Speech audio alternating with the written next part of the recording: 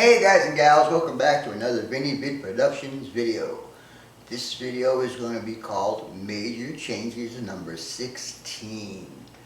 I know it's been a while since I've done a layout update, but as you guys know, I've had a couple of scratch builds to do for Gary Weiss, and excuse me, 2 for David Durbin, and 1 for Jack Jackson. Anyhow, then we did our trip to Arkansas. So now that I have a little bit of time, I will be working on my layout. We're going to start off with the roads that I have done. I'm going to show you some of the other stuff that's in progress, and we'll carry on from there. But before we get on to that, I have some long overdue thank yous that I need to get out. So that'll be first up, and then we'll get out to the layout, and I'll show you a couple of little scratch builds here and there. But basically, we're just going to continue on from where we left off. So stay tuned, and we'll be right back. Alright guys, as I mentioned in my intro, the first part of this video is going to be long overdue thank yous to some of my subscribers. The first one I got several months ago and never got around to posting it. It's from one of my overseas subscribers. He wishes to remain anonymous, so we will call him Mr. GH.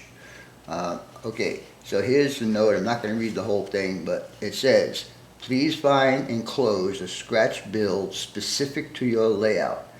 Not sure if it's prototypical or to scale, as I only had Google Maps to work from. This is my way to say thanks for your vids and all the entertainment and ideas that you have generated. So anyhow, I am just amazed at how many people actually pay attention to my videos when I say, you know, this is going to go here and this is going to go there and so on and so forth. Anyhow, Mr. GH scratch built. Let me see if I can get something better to hold this with so you can see it. There you go. Scratch built this clock that is going to be in the Wickenburg area. As I mentioned, it will go on the sidewalk. And Mr. GH, it is perfect, right to scale, and I'll be using this when I get to that part of the layout. So thank you very much, and I appreciate your efforts. Okay, next we're going to go to another overdue thank you, and that one goes to Mr. Joe G. Joe G was kind enough to make the sign that's going to go on the bridge that goes across the road in Wickenburg. This you'll be seeing when I get to the actual layout update. So thank you very much, Joe. I appreciate that. Next is the best part of this thank you. If you guys remembered when I did my video on the actual prototype switching operations at Castle Hot Springs, I mentioned that I was going to have an Arizona, California locomotive on my layout. So, thank you to Mr. Ryan Adams. He has done for me an Arizona, California SD40. It's numbered 4002. It's prototypical to what all the numbers and colors and stuff go. He also installed operating ditch lights, and on the other one he did 2 of them for me. And even though this looks like an SD45 shell, it's actually an SD40. From what I understand from one of my other subs who enlightened me on what they did, they actually took the SD45 and changed all the guts over to SD40. So these are actually called SD40-2s. Anyhow, on this one, the 4004 number, he went ahead and did the ditch lights again. As you can see, here's all the wiring for it. And he also did the proper headlight on here. This one required a nose headlight. He also did He scratch built and did all the grab irons on the back. I know it's hard to see on an N-scale locomotive, but maybe you can see it. Anyhow, I want to thank Ryan for doing just a great job on these. And as soon as I get a couple of decoders for these guys, they'll be on my layout. Anyhow, we'll get back to what's going on with the layout, and we'll continue from there. So stay tuned, and we'll be right back. Alright guys, we're going to get back to the update part of this video. What you see before you is just a piece of styrene. The bridge that goes over the road in Wickenburg has a, I'm going to call it a crash wall, and also it supports the center of the bridge. The prototype is a solid wall, but because my space is so short and so small in there, I decided to come up with a little bit different design. So basically I took this and did this. So now it's a wall, but at least I can see through it, and you know, it doesn't confine the space that I have under that bridge. This is in the raw state right now. It'll get painted, and when it's painted, I'll put it on the layout and I'll show you where exactly it's going to go. Anyhow, it's time to get out to the layout and I'll show you what's been going on out there. So stay tuned and we'll be back shortly. Alright guys, we're going to start this update with modification to the flyover bridges that need to go in that area right there. You can see they're not in there right now. I had to make this guy a little bit shorter so the flyovers would fit in there better, and then I need to fill this area in with a little bit more scenic stuff. But anyhow, we're going to go ahead and do all the roads, main road into downtown Wickenburg, and we're also going to do the main road that goes through Old Town Wickenburg. As you can see, all the plastic is down, and I'm also going to do the side roads. You got one there, and you'll have one there, and another there. So stay tuned, and I'll show you the little modification I had to make to the flyovers. I really need to get this done because it's been about 2 months since I ran a train, and I'm really itching to drive a train. Anyhow, stay tuned and we'll be right back. Alright guys, we're going to show you the modifications that I've made to the flyovers. What I did was I added this little tab right here so I can secure the next piece of roadway that goes to it, and I did that on both. And what I'm going to use to secure the next roadway to the flyovers is this Scenic Accent Glue by Woodland Scenics. And the reason why I'm using that is because, like I mentioned way back when I first started doing this series, is that I want to be able to remove these to get to the track work underneath. So anyhow, I'm going to go ahead and place these in and then start lining everything up. And then all the roads need to be restriped. And I'm going to be using highways and byways striping for that. Anyhow, stay tuned and we'll get going on this project. Be right back.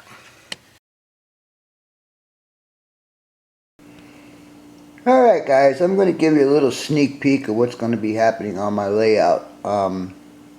This, as you can see, is train room number 2, and this is train room number 1.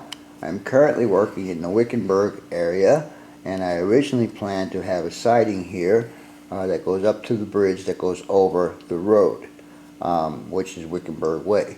I was able to get about 17 cars and 2 locomotives in there.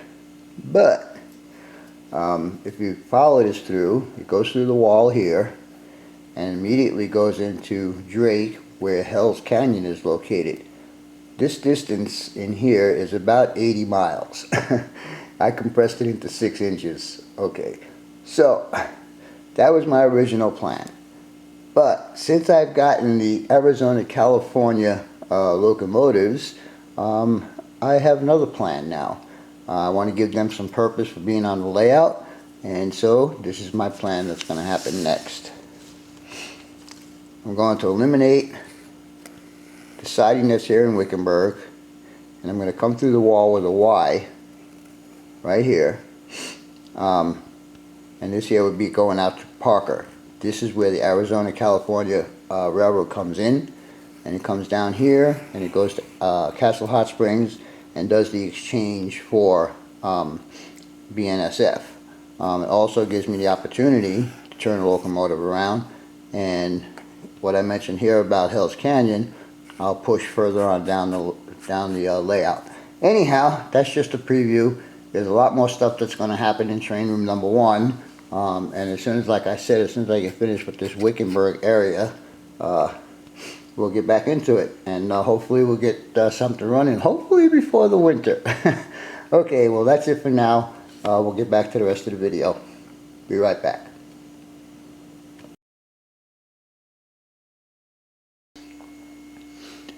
Alright guys, the decal's been soaking for about 45 seconds now, and it's definitely ready to come off the backing, so we'll go ahead and peel it off. And the next thing I'll do is try and get it as straight as I can, get the bubbles out of it. I think I want it more towards the bottom. Let's see if we can get it down there. If not, let's get that straight. That one straight.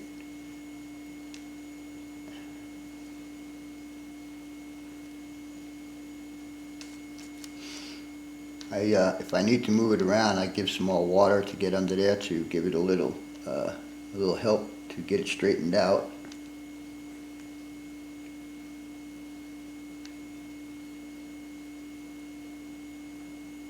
And I think that looks pretty good. So right now what I'll do is I'll just kind of tap it, get some of the air bubbles out, whatever air bubbles I can, and I might have to hit this with the micro saw. Still look a little cattywampus here. Let's see if we can get it up a little further. Get this side down.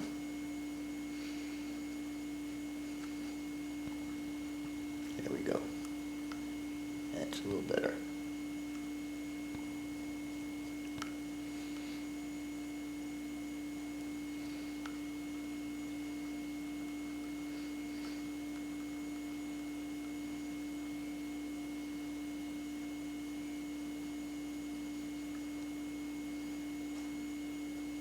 Just trying to get it straight, fellas.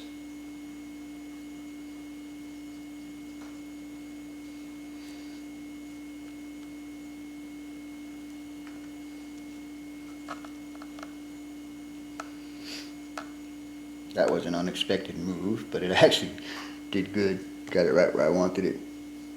Okay, so we're just going to let that dry, and we'll come back and you'll see this on the layout. So stay tuned and we'll be back shortly. Alright guys, this is going to be a little how-to for my buddy Chumbo79, one of my down under subscribers. He wanted to know how I bend my piping. Anyhow, you need to use rod, not tube, because a tube doesn't bend very well, it kinks. And what I'm using for this demonstration is number 213 100 thousandths rod. There's a couple ways you can do this, Andrew. One of the ways you can do it is have your soldering iron nice and hot, and just rub it on the area that you want to bend. So let's just take this here, and I just go around a couple of times. It doesn't have to be too hot, but once you do that, all you need to do is just bend it down. Now, I didn't get this hot enough. I don't use this method, I use another method which I'll show you guys later. But anyhow, you can see that it bends quite easily.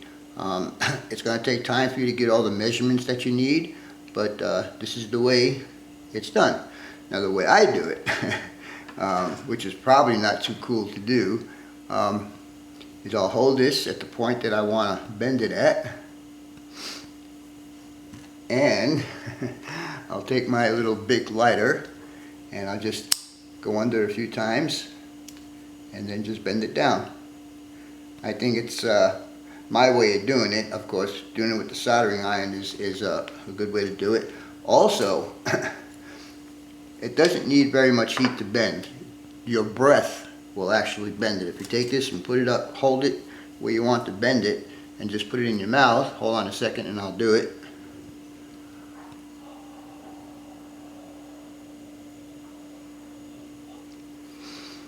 And there you go, there's another bend. You'd have to keep doing that with your breath to get it to where you want it to. But anyhow, plastic does have a memory, so it'll try to go back to where it wants to be. So you have to hold it there till it actually gets hard. Anyway, Andrew, I hope this little show and tell helps you out with your piping that you need to do. Thanks for the request, and I'll see you guys in a little bit. Bye. Alright guys, now I'm on to my next step here, and as you can see I started forming my mountains with my usual newspaper. I've got all the areas that I don't want covered with plaster covered up, as you can see here and over here. And under this piece right here I put a piece of black styrene because I'm going to be putting something special right there. Anyhow, we're going to go ahead and get on with this and start doing some plaster work, and I'll bring you back when we're done with that. So stay tuned and I'll be right back. Alright guys, I'm going to show you some more plaster work and paint that I've done so far on this area. So we'll start off here and we continue this mountain up along the backdrop, and it'll drop down right there, and then the hotel will be sitting in that spot right there. Then I went ahead and I did around the road. Now, like I had mentioned, there's supposed to be actually a retaining wall there, but I just didn't want to block the view of the cars and whatever underneath it. And I also did this little area right here. Everything is ready for ground cover, but I'm not going to do that in this video. What I will do though is I will install the bridge that goes across the road and show you what that looks like. So stay tuned and we'll be right back. Alright guys, there's the bridge. Joe, you did a real good job on the decal, and I also added the Santa Fe logo on there. I also staged it up with a locomotive and a car going up across the bridge and a few cars under the bridge. And as you can see, there's my center support wall that I showed you guys earlier. Anyhow, I hope you guys like this short overview of my layout. Next, like I said, next will be some ground cover and put everything in place, and we'll see how it goes from there. Thanks for watching, and as always, your questions, comments, input, and subs are always welcome. For now, BNSF 6951 out.